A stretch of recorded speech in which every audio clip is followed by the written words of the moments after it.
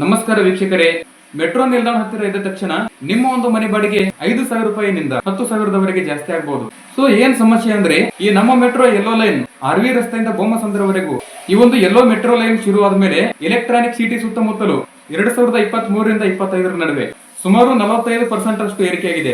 ಆದರೆ pink line Bommasandra ರಸ್ತೆಯಿಂದ JP ನಗರ ಏರಿಯಾಗಳಲ್ಲಿ 25ರಿಂದ 35% ವರೆಗೂ ಬೆಲೆ ಏರಿಕೆಯಾಗಿದೆ. ಆದ್ರೆ ವೈಟ್ ಫೀಲ್ಡ್ ಪರ್ಪಲ್ ಲೈನ್ ಈ ಒಂದು ವಿಸ್ತರಣೆಯಾದ ನಂತರ 2026ರಲ್ಲಿ ಈ ಒಂದು ಬಾಡಿಗೆ ಪ್ರಮಾಣ 14% ನಷ್ಟು ಏರಿಕೆಯಾಗಿದೆ. ಇಷ್ಟು ಬೆಲೆ ಜಾಸ್ತಿ ಆಗೋದಕ್ಕೆ ಕಾರಣ ಏನಂದ್ರೆ, ಮೆಟ್ರೋ ಸ್ಟೇಷನ್ ಹತ್ತಿರ ಇರುವಂತಹ ಒಂದು ಫ್ಲಾಟ್ಗಳು, ಆಮೇಲೆ ಮನೆಗಳ ಬೆಲೆ ಜಾಸ್ತಿ ಆಗಿದೆ, ಆದ್ರೆ ಸಪ್ಲೈ ಕಡಿಮೆ. ಅಲ್ಲಿನ IT ಉದ್ಯೋಗಿಗಳು ಅವರ ಒಂದು ಆಫೀಸ್ ರಿಟರ್ನ್ ಆದ್ಮೇಲೆ ಮೆಟ್ರೋ ಕಾರಿಡಾರ್ ಹತ್ತಿರ ಇರುವಂತಹ ಒಂದು ಮನೆಯನ್ನು ಹುಡುಕ್ತಾ ಇರ್ತಾರೆ. ಅವರು ಪ್ರತಿ ವರ್ಷನೂ ಕೂಡ ಹೊಸ ಜನ ಬರ್ತಾನೆ ಇರ್ತಾರೆ.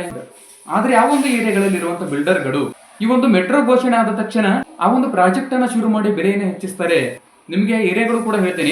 ಎಲೆಕ್ಟ್ರಾನಿಕ್ ಸಿಟಿ ಏರಿಯಾಗಳಲ್ಲಿ 45% ನಷ್ಟು, ಆಮೇಲೆ ಬೊಮ್ಮಸಂದ್ರ ರೋಡ್ ಅಲ್ಲಿ 35% ನಷ್ಟು, ಆಮೇಲೆ ಸರ್ಜಾಪುರ್ ರೋಡ್ ಹತ್ರ ಇನ್ನೂ ಬೆಲೆ ಜಾಸ್ತಿ ಆಗ್ತಾನೆ ಇದೆ ಇನ್ನೂ ಕೂಡ. ಆನಂತರ ಏರ್ಪೋರ್ಟ್ ಬ್ಲೂ ಲೈನ್ ಹತ್ರ 20ರಿಂದ 30% ನಷ್ಟು ಬೆಲೆ ಏರಿಕೆ ಆಗುವಂತ ಒಂದು ನಿರೀಕ್ಷೆಯಲ್ಲಿದೆ. ಇಲ್ಲಿ ಜನಸಾಮಾನ್ಯರ ಮೇಲೆ ಒಂದು ಪರಿಣಾಮವನ್ನು ಬೀರಬಹುದು ಅಷ್ಟೇ.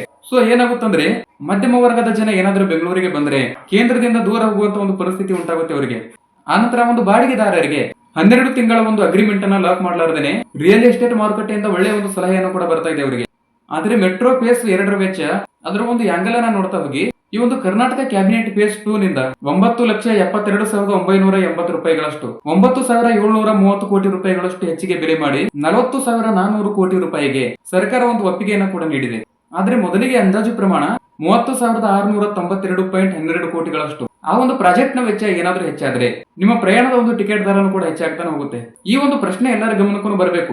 ಸೊ ಮುಂದೆ ಏನಾಗುತ್ತಂದ್ರೆ, ಒಟ್ಟಾರೆಯಾದಂತಹ ಒಂದು ಬೆಂಗಳೂರಿನ ಆಸ್ತಿ ಬೆಲೆ ಈ ಒಂದು 2026 ಮತ್ತು 30ರ ನಡುವೆ ಸುಮಾರು 45ರಿಂದ 55% ವರೆಗೂ ಈ ಒಂದು ಬೆಲೆ ಏರಿಕೆ ಆಗುವಂತ ಒಂದು ನಿರೀಕ್ಷೆಯಿದೆ.